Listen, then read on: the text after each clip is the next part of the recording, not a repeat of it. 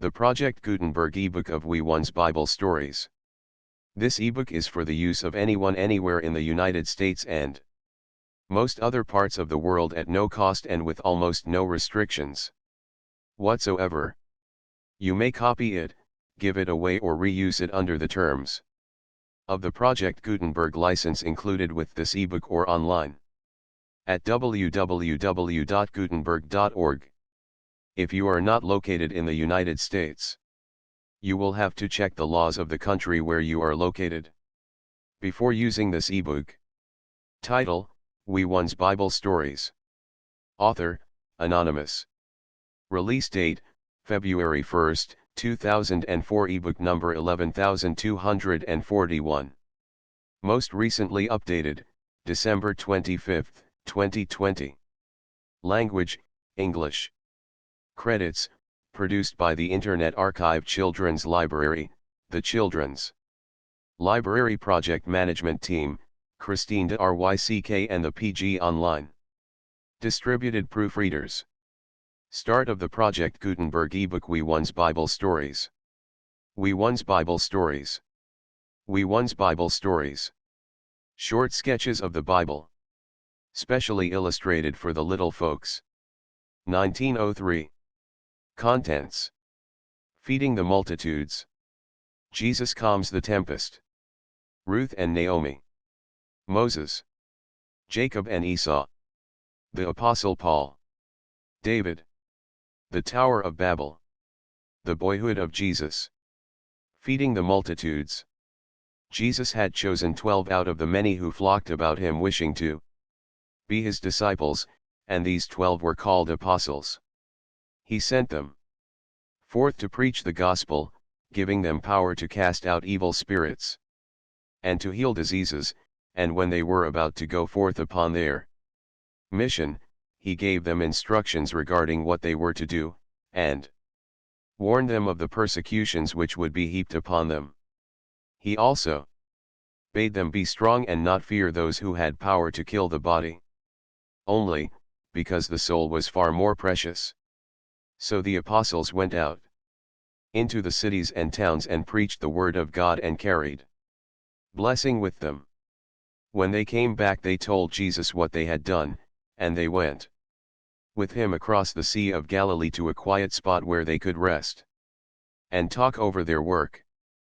But the people went around the sea, or lake, to join them on the other side, and when Jesus saw the crowds he was sorry for them, and taught and healed them again as he had done so many times. In the evening his disciples urged him to send the people away that they might buy food for themselves in the village, but Jesus said, "Give yet them to eat." The disciples thought this would be impossible. "We have here but 5 loaves and 2 fishes, they told him, and when he said, "Bring them hither to me," they obeyed him with wonder. Then Jesus commanded the people to sit down in groups upon the green grass, and he took the loaves and gave thanks to God for them, and broke them into pieces, handing them to his disciples to give to the people. He divided the fishes also in the same way, and the disciples went about among the groups giving each person a share, and everyone had enough to eat, for although there were about 5,000 men there, besides women and children, the food was sufficient for all.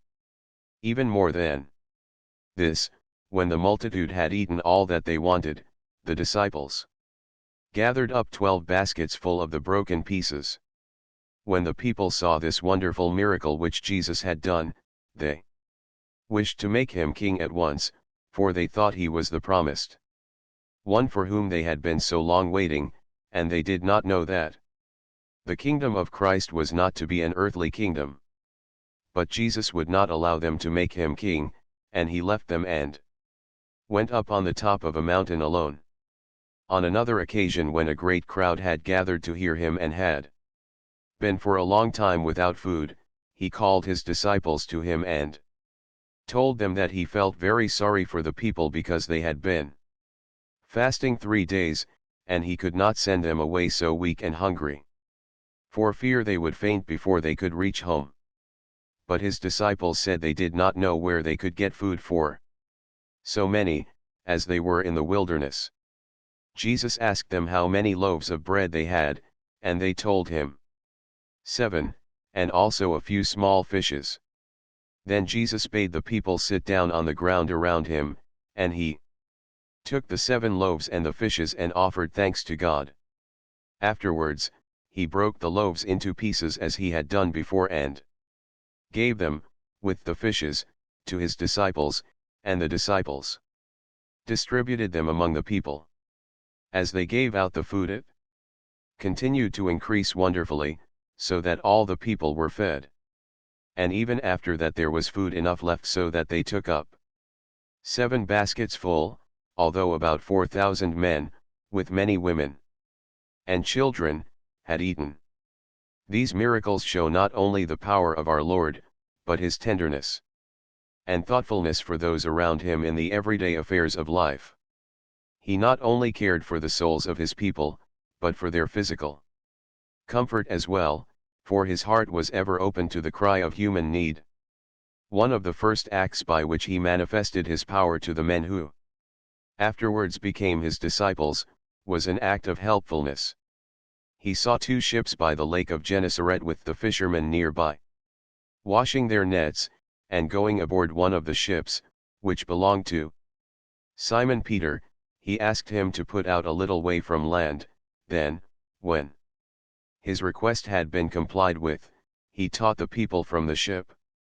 After he had finished his teaching, he said to Simon, "Launch out into the deep and let down your nets for a draught."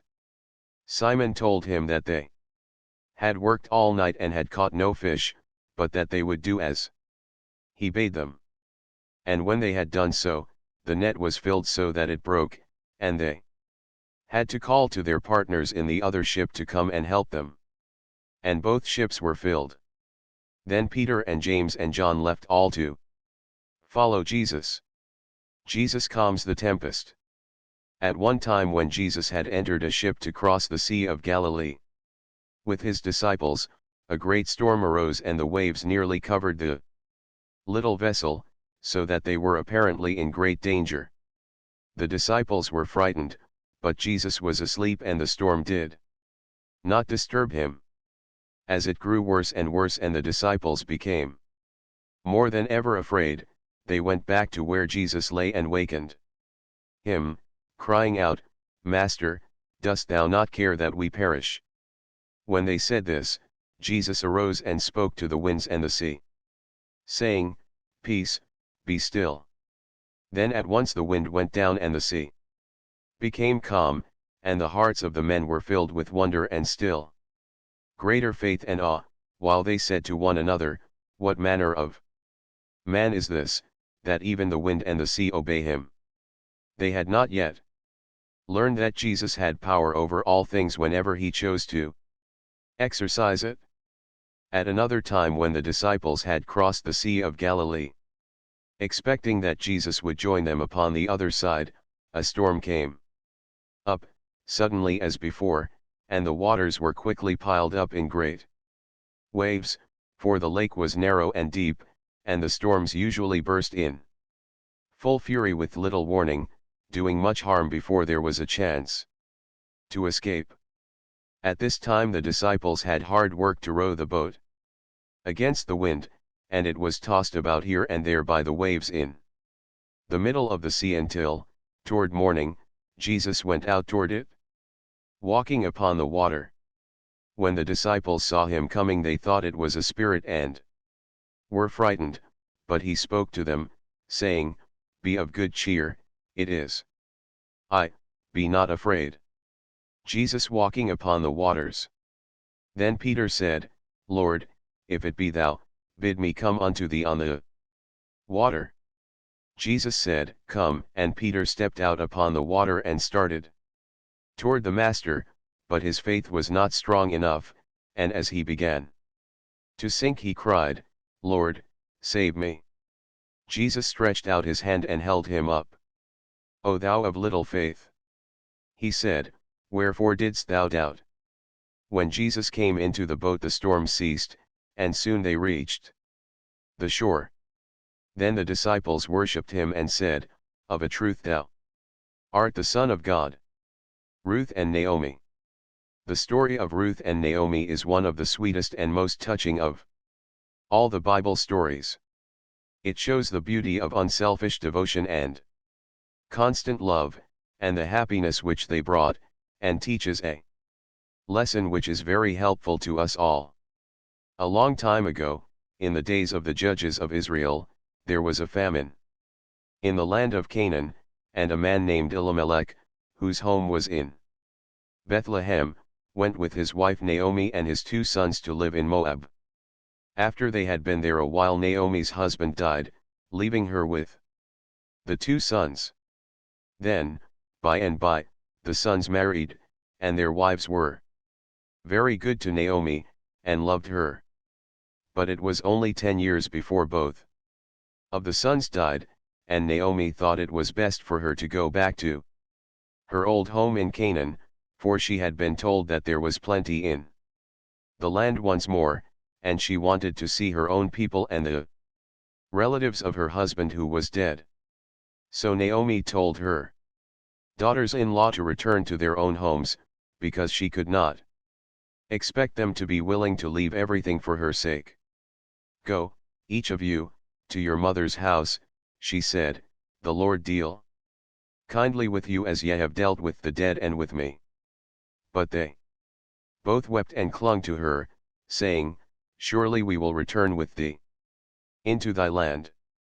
Naomi, however, thought they would be unhappy if they left their own country, and she urged them to stay there and let her go alone, so one of them kissed her over and over again and promised to do as she bade. But the other, who was named Ruth, would not leave her. Entreat me not to leave thee, she pleaded, or to return from following after thee, for whither thou goest I will go, and where thou lodgest I will lodge, thy people shall be my people, and thy God my God. Where thou diest I will die, and there will I be buried, the Lord do so to me and more, also, if aught but death part thee and me. Then Naomi stopped urging her to return, and they went together to Bethlehem, where the friends of Naomi were very glad to welcome her and greeted her in a very friendly manner, saying again and again, Is this Naomi, the ascension into heaven? But she answered, Call me not Naomi, but call me Mara, for the Almighty hath dealt very bitterly with me. She said this because Naomi means pleasant and Mara means bitter, and the sorrowing widow felt that her life was a bitter rather than a pleasant one, since she had been bereaved of her husband and sons. There lived in Bethlehem a man named Boaz, who was a relative of Naomi's husband, and who was also very wealthy. He had a large farm and many people, both men and women, worked in his fields, and as it was about the beginning of the barley harvest when the 2 women came to Bethlehem, these fields presented a busy appearance. Ruth wished to do something to help support herself and her mother-in-law, so she begged Naomi to let her go into the fields and glean after the reapers, that is, to gather up the barley that was left. After they had made up the sheaves, and Naomi told her that she might go. The prodigal son. Ruth happened to choose the field of Boaz to work in, and when the wealthy man came into the field and saw her, he said, The Lord bless thee, but he did not know who she was. As he went away he inquired of the head reaper about the young woman. And afterward he said to Ruth, Go not to glean in another field, but keep here close to my maidens. He also spoke to his young men about her, telling them to be kind and courteous to her, and he bade her go and drink of the water which they drew whenever she was thirsty. When Ruth wondered at his kindness and asked him why he was so good to a stranger, he told her that he had heard of her love for Naomi and her unselfish devotion, and he said, The Lord reward thee, and a full recompense be given thee of the Lord God of Israel, under whose wings thou art come to trust. He invited her also to sit with his reapers at mealtime, and he waited upon her that she might have enough to eat and drink. When she had gone, he commanded his young men to let her glean among the sheaves and to drop some handfuls purposely for her, and not to find fault with her or reprove her. So Ruth worked in the field all day, and then beat out the barley which she had gleaned and took it to the city to show Naomi, who was very glad, indeed, and very thankful. Naomi asked Ruth where she had gleaned, and when she had heard the whole story, she told her that Boaz was a near relative and that it was well for her to stay in his fields, as he had given her permission to do, until the end of the harvest. So Ruth kept close to the maidens who gleaned in the fields of Boaz until the end of both the barley and the wheat harvests. Then one night when Boaz was to have a winnowing of barley, Naomi told Ruth to make herself ready, putting on her best clothing, and to go to the winnowing and the feast and to ask Boaz what she should do. The winnowing is the fanning out of the straws from the kernels after the husks have been beaten off. A great many people helped about the work, and a feast was prepared for them. Ruth did as Naomi had told her to do. When she had informed Boaz that she was a near relative, he said, "Blessed be thou of the Lord, my daughter." Then he told her not to be afraid, but to bring the long veil which she wore, and when she had brought it he poured a large quantity of barley into it. She carried this to the city and gave it to her mother-in-law, telling her what Boaz had said, and Naomi was comforted, for she knew that Boaz would advise them wisely. After this Boaz went to the city and consulted with the chief men and those that were interested in the welfare of Naomi and Ruth, and when he found that it would be wronging no one, he told the people that he was going to take Ruth for his wife, and the people said, "We are witnesses." So Boaz married Ruth, but in her new position as the wife of a very wealthy and influential man, this noble woman did not forget her love for Naomi, whom she still tenderly cared for. When a little son came to bless the union, Naomi rejoiced, for she felt almost as though it was her own little son, and she named him Obed and delighted in taking care of him. When Obed became a man, he married and had a son named Jesse, who in turn became the father of David, the great king of Israel. Jesus himself was of the house of David, and so God's promise to his chosen people was fulfilled. Moses. Pharaoh, the king of Egypt, had made a law that every boy baby of the Hebrew race should be killed, and there was great sorrow because of it. But when Moses was born, his mother managed to hide him for 3 months, then she made a cradle, or little ark, and putting him into it, carried him down to a river and hid the cradle among the reeds there. Soon after this, Pharaoh's daughter came with her maidens to the riverside, and when she saw the beautiful child, she sent one of her maidens to bring it to her. She took the little boy to the palace and named him Moses, and he became a great man among the Egyptians.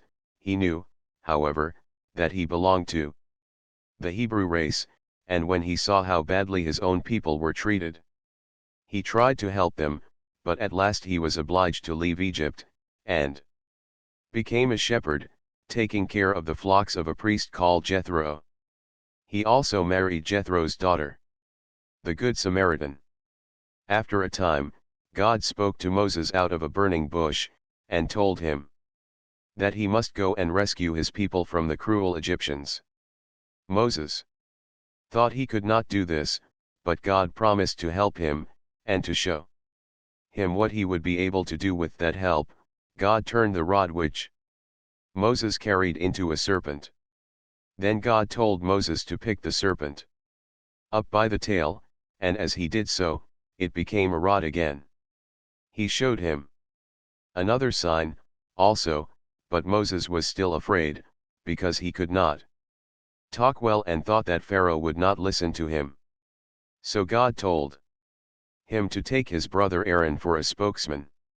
Moses and Aaron, therefore, went into Egypt, where they called together the chief men among their own people, the Hebrews, or Israelites, and told them what God had commanded. Moses also did the miracles which God had given him power to do, and the people believed that God had sent him. After this Moses and Aaron went to Pharaoh, and told him that it was the Lord's command that he should let the Israelites go. Pharaoh knew nothing about God, and became very angry, saying that Moses and Aaron kept the people from their work by telling them such things, and he treated the poor Israelites worse than before. But Moses had faith in God, so he was able to perform before the king the wonderful things that he had done before his own people. Still, Pharaoh would not let the children of Israel go.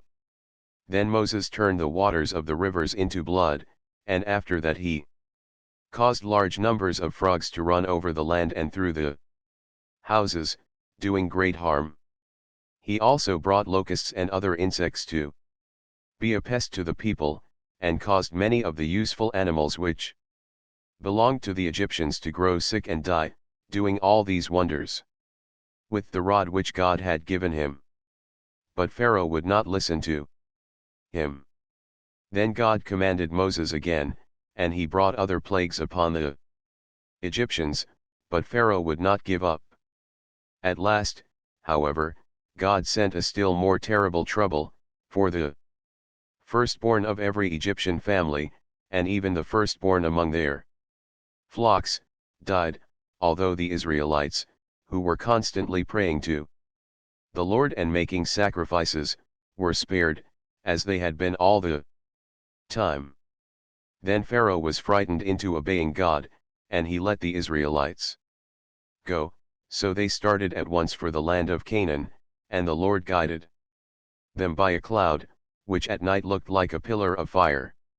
When the Israelites had reached the Red Sea, they found that Pharaoh was pursuing them with a large army. But God commanded Moses to stretch forth his rod over the sea.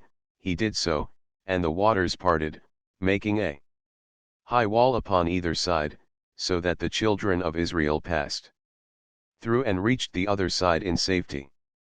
Pharaoh and his hosts followed and were all drowned. When the children of Israel saw that they were safe, they sang a beautiful song of praise to God, and then they went on their way again. After they had traveled for some time, they were in need of bread and meat, and they complained about Moses because he had brought them to a land where they had not enough to eat. But God sent them plenty of quails and also a substance which they could use for bread. Later, when they wanted water, the Lord commanded Moses, and he struck a rock with his rod, and pure water poured out of it, so that the thirsty people and their animals had all that they wanted. In this way God took care of them as they journeyed through the new and strange country toward the promised land, and Moses became the lawgiver of the Israelites, receiving his commandments from God. Jacob and Esau. Jacob and Esau were twin brothers, sons of Isaac and Rebekah. Esau was the dearer to his father, but Rebekah loved Jacob more, and she wished her favorite son to have the birthright, or larger portion of the property, which really belonged to Esau because he was a little the older. One day Esau came in from hunting, very tired and hungry, and sold his birthright to Jacob for a kind of stew called pottage. Afterward, when Isaac had grown very old, he sent Esau one day to get some of his favorite meat, saying that when he returned he should have his father's blessing. But Rebekah heard this and determined that Jacob should have the blessing instead.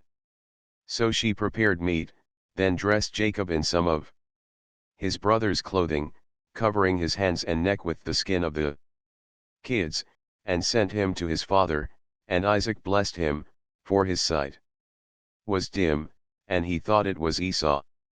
When the elder brother returned, he was very angry with Jacob, and Isaac was deeply grieved to think he had been deceived, but he blessed Esau as well, who became prosperous and had large possessions and great power.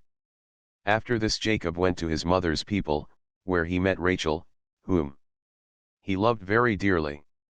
He told Laban, her father, that he would serve him faithfully 7 years if Rachel might be his wife, and Laban consented to this.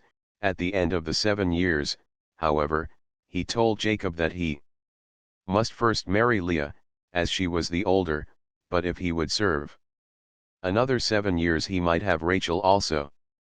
So Jacob served another 7 years for Rachel, and then they were married.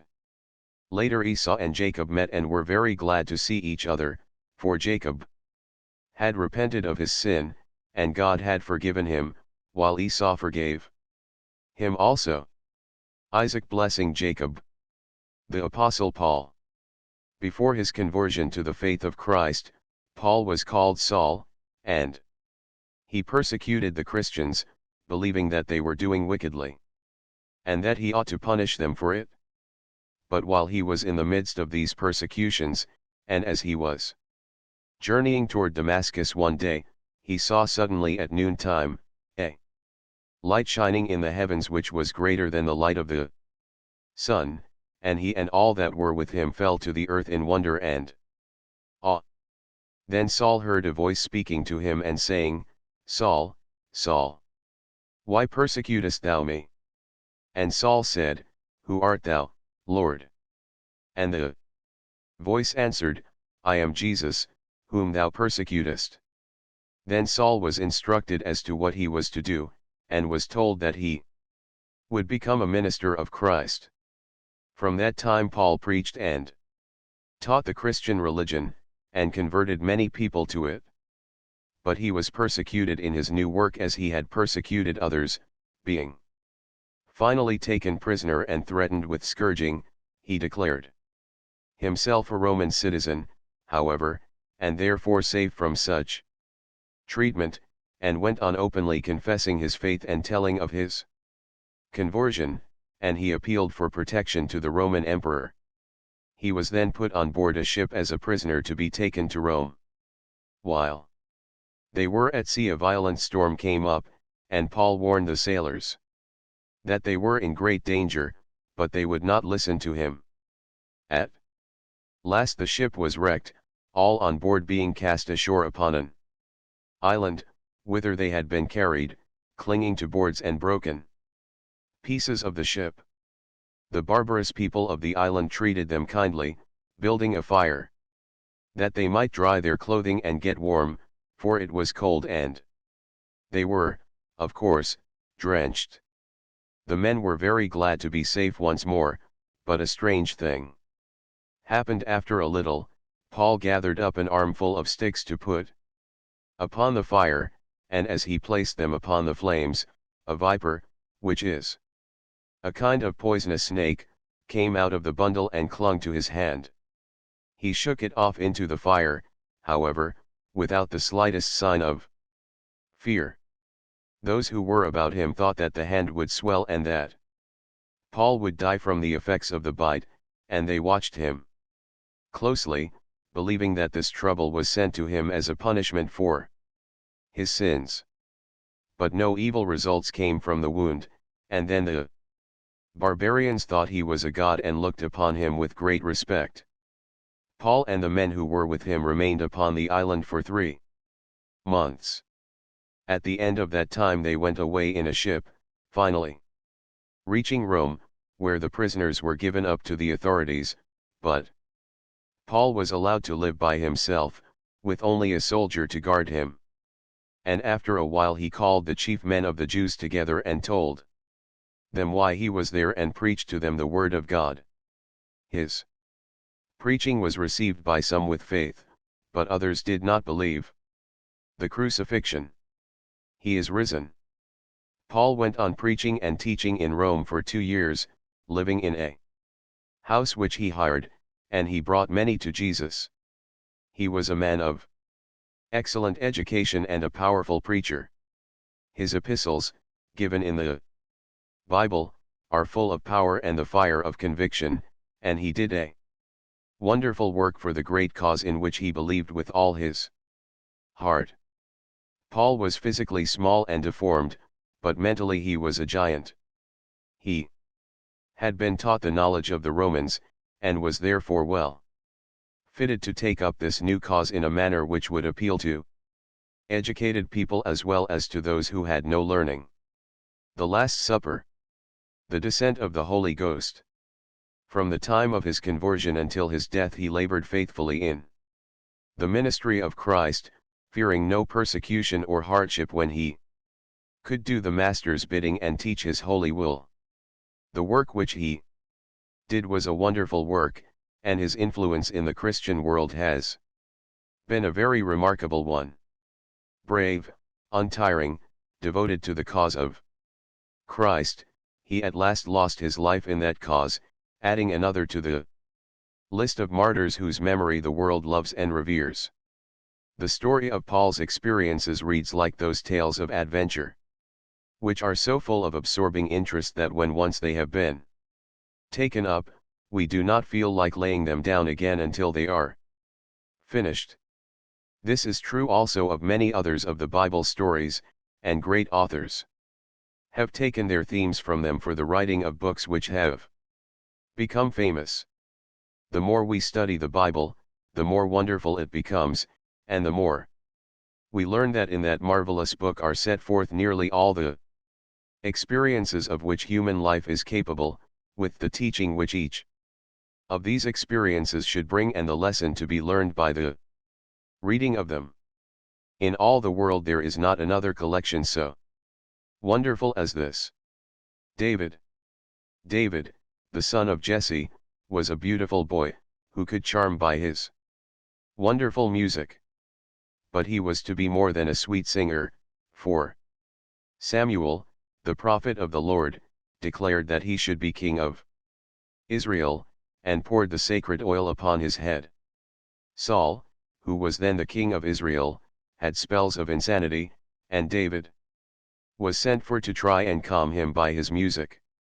In this he was so successful that after a time the king seemed to be entirely cured, so David returned to his home, and stayed there quietly until his father sent him to the camp of the Israelites, with food for his brothers.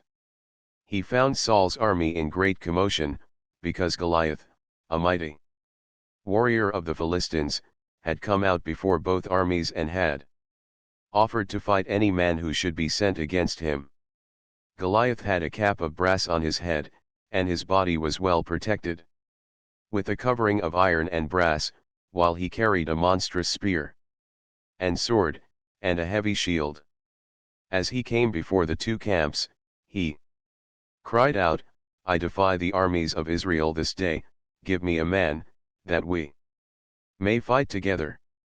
When David came up and heard the story, he said, "Who is this Philistine, that he should defy the armies of the living God?"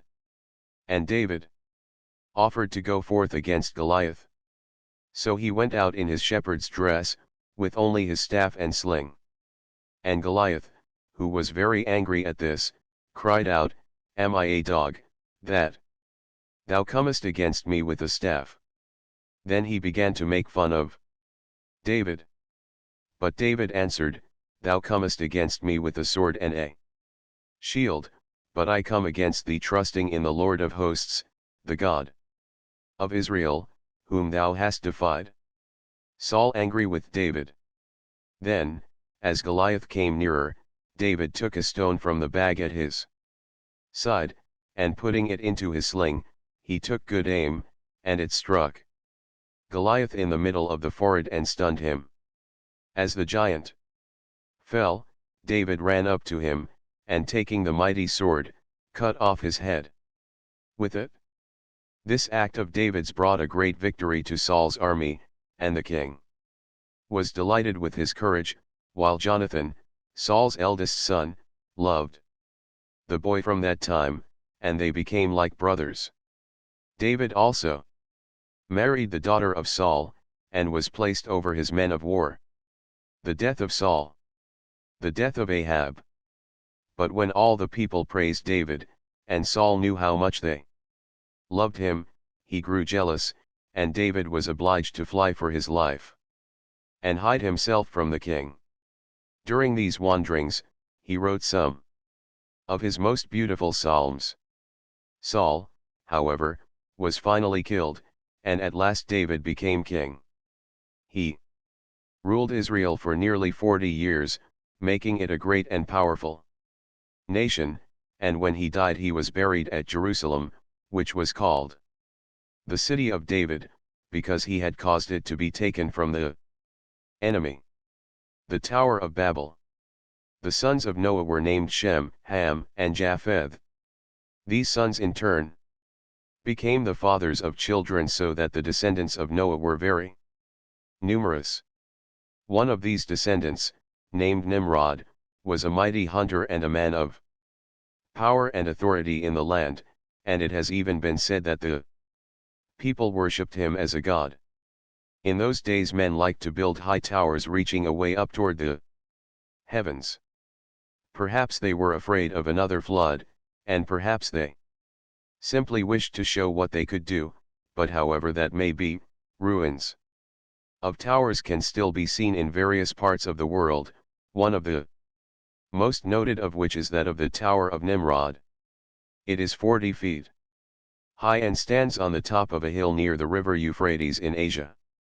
In the time of Nimrod, the people said, "Let us build us a city and a tower, whose top may reach unto heaven, and let us make us a name, lest we be scattered abroad upon the face of the whole earth."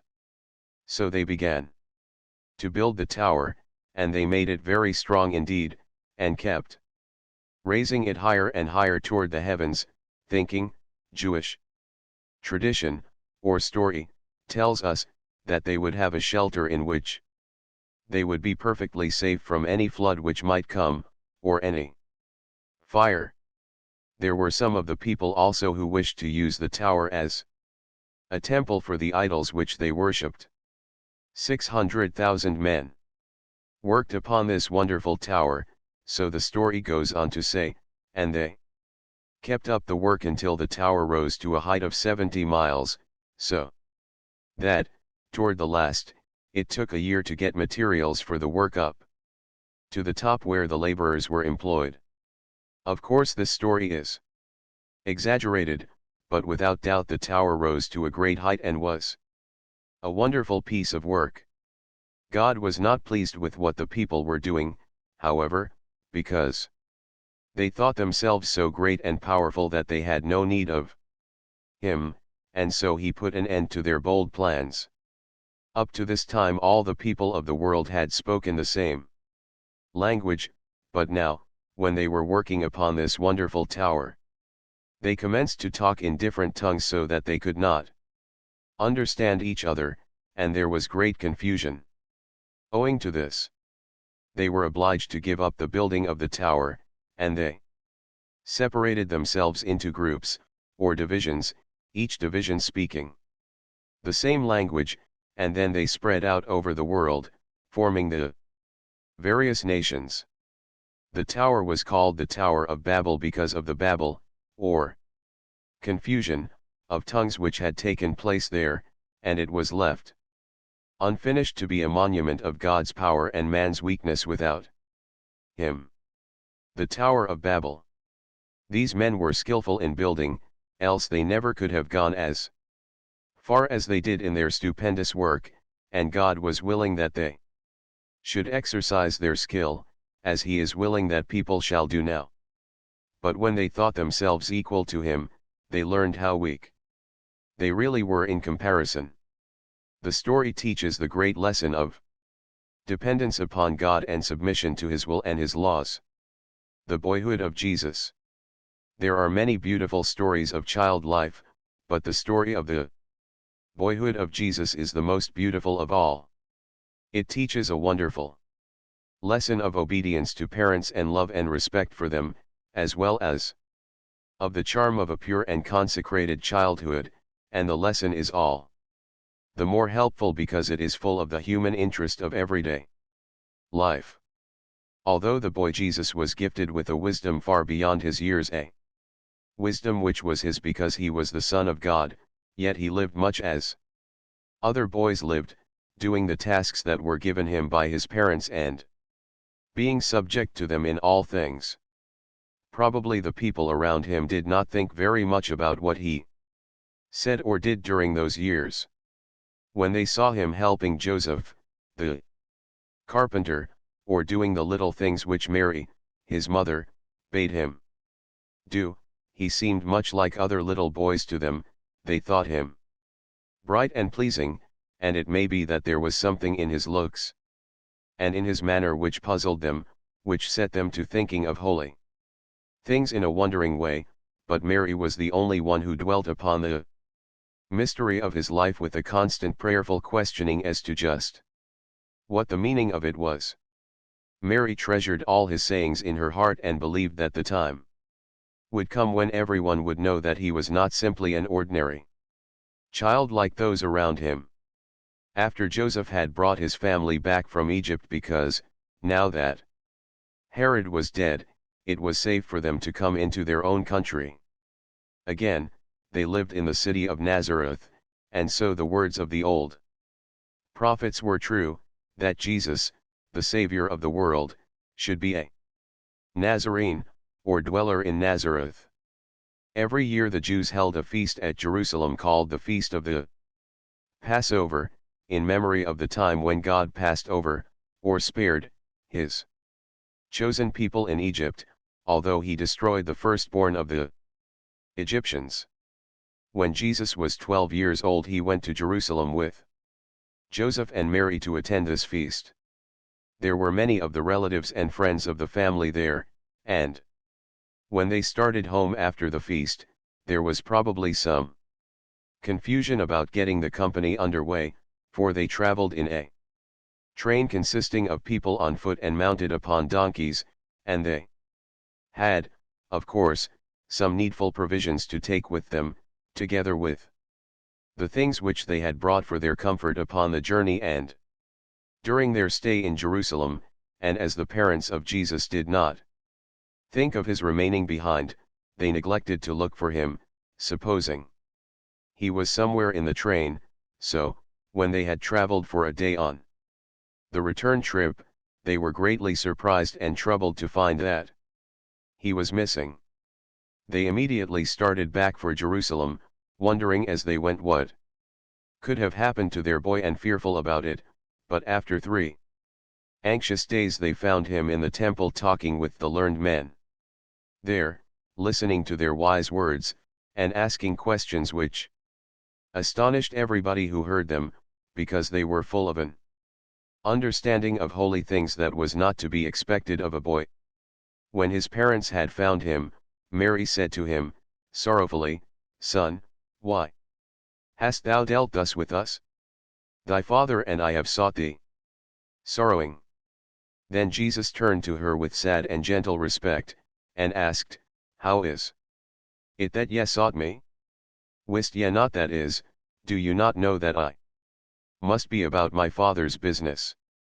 Perhaps in these words he tried to give them an insight into the great meaning of his life, but they were puzzled, although Mary dimly felt all that he would have her understand.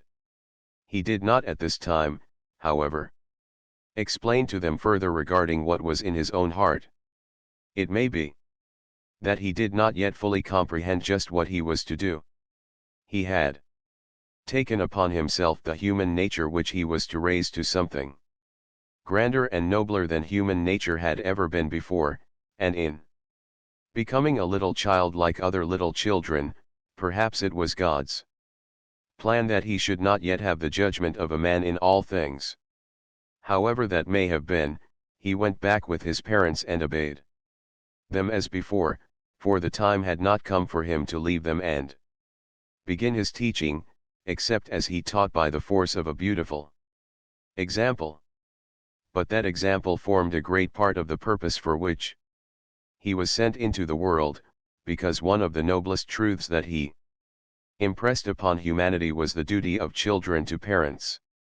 His own Life taught this better than any sermon could have done, for in all the history of the world we have no better example of what a child's conduct should be toward his parents. It is the more beautiful because Jesus was not like other children, but, having the wisdom of God in his heart, was far better able to judge for himself between right and wrong. During all these years Jesus grew in stature as well as in wisdom, and those around him felt, without understanding it, that in some way he was different from the rest. The divinity of his nature could not be hidden, even in those early years, but it shone through all the small acts of everyday life, making them beautiful, while everyone who knew him was better and happier for coming near such a noble nature. The Quest. The Angel's Song. Praise thou the Lord, the angels cry. The song of peace and love comes floating downward through the sky from unseen courts above. End of the Project Gutenberg ebook. We1's Bible Stories. Updated editions will replace the previous one. The old editions will be renamed. Creating the works from print editions not protected by U.S. copyright law means that no one owns a United States copyright in these works. So the Foundation, and you, can copy and distribute it in the United States without permission and without paying copyright royalties.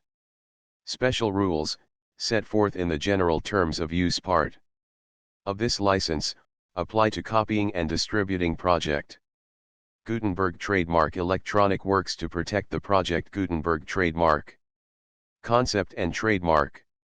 Project Gutenberg is a registered trademark and may not be used if you charge for an ebook, except by following the terms of the trademark license, including paying royalties for use of the Project Gutenberg trademark.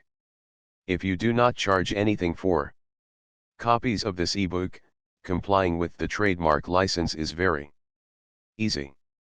You may use this ebook for nearly any purpose, such as creation of derivative works, reports, performances, and research. Project Gutenberg ebooks may be modified and printed and given away. You may do practically anything in the United States with ebooks not protected by U.S. copyright law. Redistribution is subject to the trademark license, especially commercial redistribution. Start, full license. The full Project Gutenberg license. Please read this before you distribute or use this work. To protect the Project Gutenberg trademark mission of promoting the free distribution of electronic works, by using or distributing this work, or any other work associated in any way with the phrase Project Gutenberg, you agree to comply with all the terms of the full Project Gutenberg trademark license available with this file or online at www.gutenberg.org/license. Section 1. General Terms of Use and Redistributing Project Gutenberg Trademark. Electronic Works. 1.a. By reading or using any part of this Project Gutenberg trademark electronic work, you indicate that you have read, understand, agree to, and accept all the terms of this license and intellectual property trademark/copyright agreement. If you do not agree to abide by all the terms of this agreement, you must cease using and return or destroy all copies of Project Gutenberg trademark electronic works in your possession. If you paid a fee for obtaining a copy of or access to a Project Gutenberg trademark electronic work and you do not agree to be bound by the terms of this agreement, you may obtain a refund from the person or entity to whom you paid the fee as set forth in paragraph 1.e.8. 1.b. Project Gutenberg is a registered trademark. It may only be used on or associated in any way with an electronic work by people who agree to be bound by the terms of this agreement. There are a few things that you can do with most Project Gutenberg trademark electronic works, even without complying with the full terms of this agreement. See paragraph 1.c below. There are a lot of things you can do with Project Gutenberg trademark electronic works if you follow the terms of this agreement and help preserve free future access to Project Gutenberg trademark electronic works. See paragraph 1.e below. 1.c. The Project Gutenberg Literary Archive Foundation, the Foundation or PGLOF, owns a compilation copyright in the collection of Project Gutenberg trademark electronic works. Nearly all the individual works in the collection are in the public domain in the United States.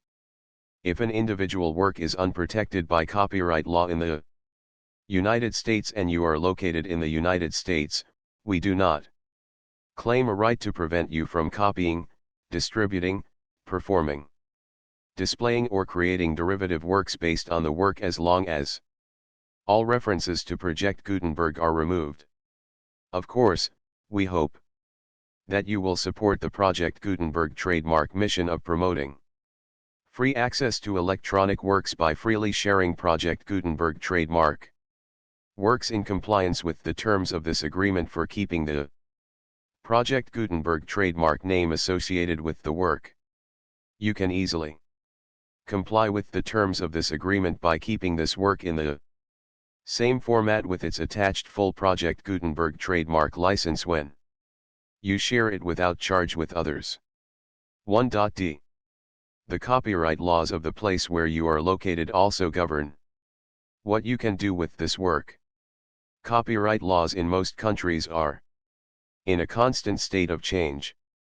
If you are outside the United States, check the laws of your country in addition to the terms of this agreement before downloading, copying, displaying, performing, distributing or creating derivative works based on this work or any other Project Gutenberg trademark work. The Foundation makes no representations concerning the copyright status of any work in any country other than the United States. 1.e Unless you have removed all references to Project Gutenberg. 1.e.1. The following sentence, with active links to, or other immediate access to, the full Project Gutenberg trademark license must appear prominently whenever any copy of a Project Gutenberg trademark work, any work on which the phrase Project Gutenberg appears, or with which the phrase Project Gutenberg is associated, is accessed, displayed, performed, viewed, copied, or distributed. This ebook is for the use of anyone anywhere in the United States and most other parts of the world at no cost and with almost no restrictions whatsoever. You may copy it, give it away or reuse it under the terms of the Project Gutenberg license included with this ebook or online at www.gutenberg.org. If you are not located in the United States, you will have to check the laws of the country where you are located before using this ebook. 1.e.2.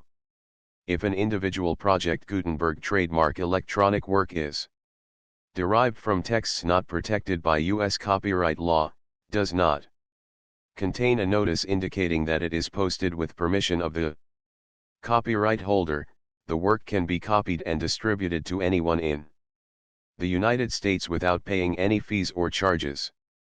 If you are redistributing or providing access to a work with the phrase Project Gutenberg associated with or appearing on the work, you must comply either with the requirements of paragraphs 1.e.1 through 1.e.7 or obtain permission for the use of the work and the Project Gutenberg trademark as set forth in paragraphs 1.e.8 or 1.e.9.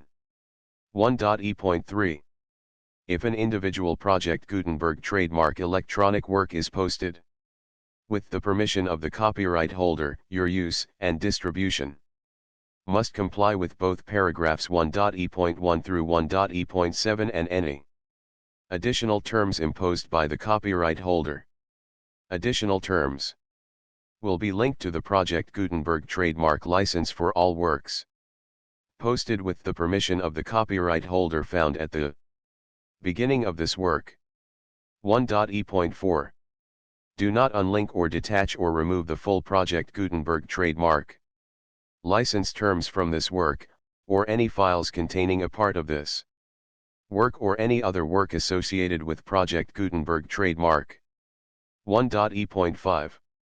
Do not copy, display, perform, distribute or redistribute this electronic work, or any part of this electronic work, without prominently displaying the sentence set forth in paragraph 1.e.1 with active links or immediate access to the full terms of the project.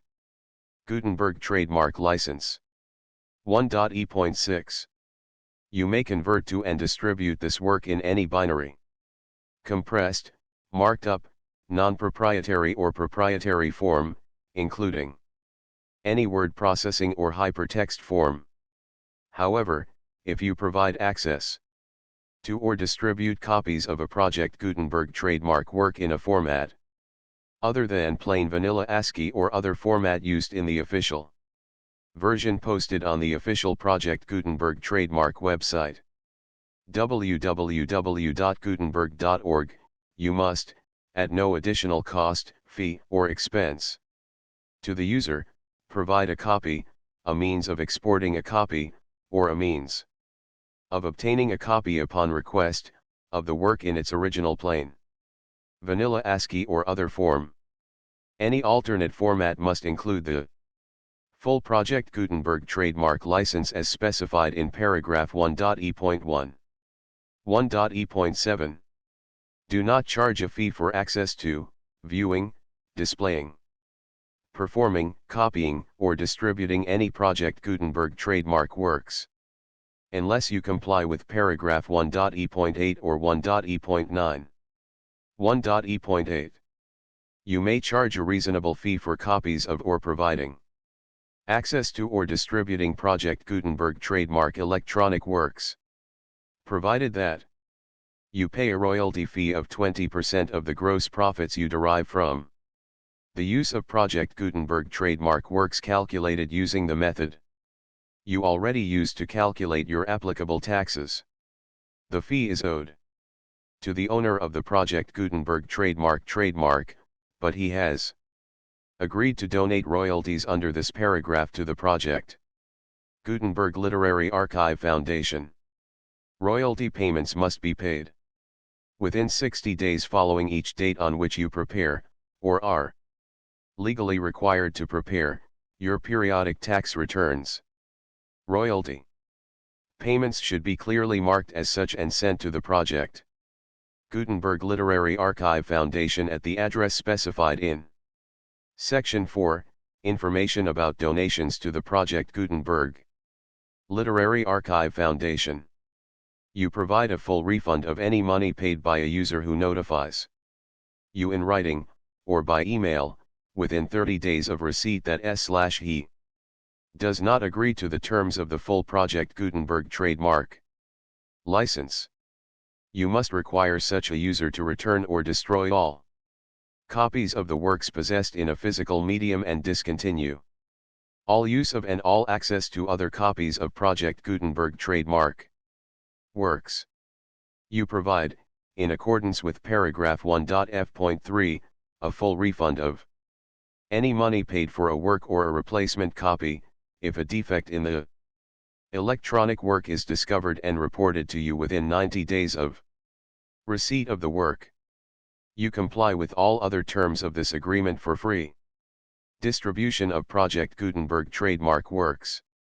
1.e.9.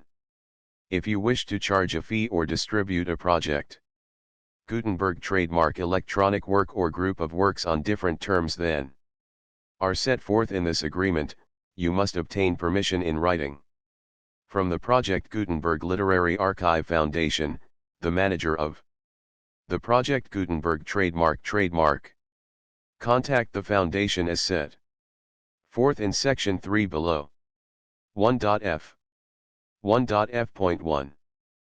Project Gutenberg volunteers and employees expend considerable effort to identify, do copyright research on, transcribe and proofread works not protected by U.S. copyright law in creating the Project Gutenberg Trademark Collection. Despite these efforts, Project Gutenberg trademark electronic works, and the medium on which they may be stored, may contain defects, such as, but not limited to, incomplete, inaccurate, or corrupt data, transcription errors, a copyright or other intellectual property infringement, a defective or damaged disk or other medium, a computer virus, or computer codes that damage or cannot be read by your equipment. 1.f.2 Limited warranty, disclaimer of damages, except for the right of replacement or refund described in paragraph 1.f.3, the Project Gutenberg Literary Archive Foundation, the owner of the Project Gutenberg trademark, and any other party distributing a Project Gutenberg trademark electronic work under this agreement, disclaim all liability to you for damages, costs, and expenses, including legal fees. You agree that you have no remedies for negligence, strict liability, breach of warranty or breach of contract except those provided in paragraph 1.f.3. You agree that the Foundation, the trademark owner, and any distributor under this agreement will not be liable to you for actual, direct, indirect, consequential, punitive or incidental damages even if you give notice of the possibility of such damage. 1.f.3 Limited right of replacement or refund, if you discover a defect in this electronic work within 90 days of receiving it, you can receive a refund of the money, if any, you paid for it by sending a written explanation to the person you received the work from. If you received the work on a physical medium, you must return the medium with your written explanation. The person or entity that provided you with the defective work may elect to provide a replacement copy in lieu of a refund. If you received the work electronically, the person or entity providing it to you may choose to give you a second opportunity to receive the work electronically in lieu of a refund. If the second copy is also defective, you may demand a refund in writing, without further opportunities to fix the problem. 1.f.4 Except for the limited right of replacement or refund set forth in paragraph 1.f.3, this work is provided to you as is, with no other warranties of any kind, express or implied, including but not limited to warranties of merchantability or fitness for any purpose. 1.f.5 Some states do not allow disclaimers of certain implied warranties or the exclusion or limitation of certain types of damages. If any disclaimer or limitation set forth in this agreement violates the law of the state applicable to this agreement, the agreement shall be interpreted to make the maximum disclaimer or limitation permitted by the applicable state law. The invalidity or unenforceability of any provision of this agreement shall not void the remaining provisions. 1.f.6 Indemnity. You agree to indemnify and hold the Foundation, the trademark owner, any agent or employee of the Foundation, anyone providing copies of Project Gutenberg trademark electronic works in accordance with this agreement, and any volunteers associated with the production, promotion, and distribution of Project Gutenberg trademark electronic works, harmless from all liability, costs, and expenses, including legal fees, that arise directly or indirectly from any of the following which you do or cause to occur: a. Distribution of this or any Project Gutenberg trademark work, b.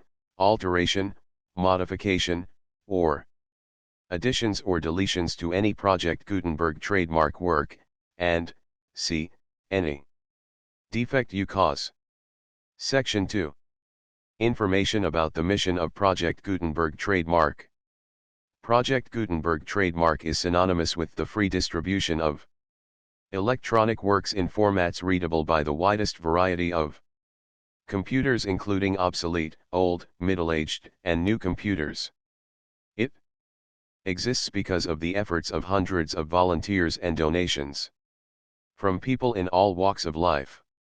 Volunteers and financial support to provide volunteers with the assistance they need are critical to reaching Project Gutenberg trademark's goals and ensuring that the Project Gutenberg trademark collection will remain freely available for generations to come.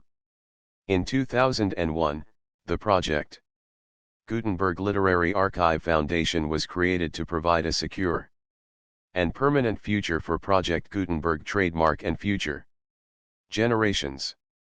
To learn more about the Project Gutenberg Literary Archive Foundation and how your efforts and donations can help, see Sections 3 and 4 and the Foundation information page at www.gutenberg.org. Section 3.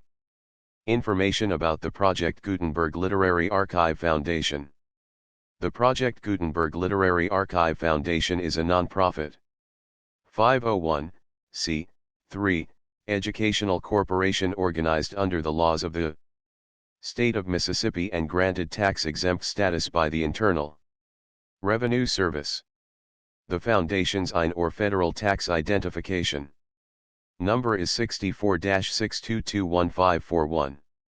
Contributions to the Project Gutenberg Literary Archive Foundation are tax-deductible to the full extent permitted by U.S. federal laws and your state's laws. The Foundation's business office is located at 809 North 1500 West, Salt Lake City, Utah 841-16801-596-1887. Email contact links and up-to-date contact information can be found at the Foundation's website and official page at www.gutenberg.org/contact. Section 4. Information about donations to the Project Gutenberg Literary Archive Foundation. Project Gutenberg trademark depends upon and cannot survive without widespread public support and donations to carry out its mission of increasing the number of public domain and licensed works that can be freely distributed in machine-readable form accessible by the widest array of equipment, including outdated equipment. Many small donations, $1 to $5,000, are particularly important to maintaining tax-exempt status with the IRS. The Foundation is committed to complying with the laws regulating charities and charitable donations in all 50 states of the United States. Compliance requirements are not uniform and it takes a considerable effort, much paperwork, and many fees to meet and keep up with these requirements. We do not solicit donations in locations where we have not received written confirmation of compliance. To send donations or determine the status of compliance for any particular state, visit www.gutenberg.org/donate. While we cannot and do not solicit contributions from states where we have not met the solicitation requirements, we know of no prohibition against accepting unsolicited donations from donors in such states who approach us with offers to donate. International donations are gratefully accepted, but we cannot make any statements concerning tax treatment of donations received from outside the United States. U.S. laws alone swamp our small staff. Please check the Project Gutenberg web pages for current donation methods and addresses. Donations are accepted in a number of other ways, including checks, online payments, and credit card donations. To donate, please visit www.gutenberg.org/donate. Section 5. General information about Project Gutenberg trademark electronic works. Professor Michael S. Hart was the originator of the Project Gutenberg trademark concept of a library of electronic works that could be freely shared with anyone. For 40 years, he produced and distributed Project Gutenberg trademark ebooks with only a loose network of Volunteer support. Project Gutenberg trademark ebooks are often created from several printed editions, all of which are confirmed as not protected by copyright in the US unless a copyright notice is included. Thus, we do not necessarily keep ebooks in compliance with any particular paper edition. Most people start at our website, which has the main PG search facility, www.gutenberg.org. This website includes information about Project Gutenberg trademark, including how to make donations to the Project Gutenberg Literary Archive Foundation, how to help produce our new ebooks, and how to subscribe to our email newsletter to hear about new ebooks. We One's Bible Stories. We One's Bible Stories. Short sketches of the Bible specially illustrated for the little folks. 1903. Feeding the Multitudes. Jesus Calms the Tempest. Ruth and Naomi. Moses. Jacob and Esau. The Apostle Paul. David. The Tower of Babel. The Boyhood of Jesus. The full Project Gutenberg license.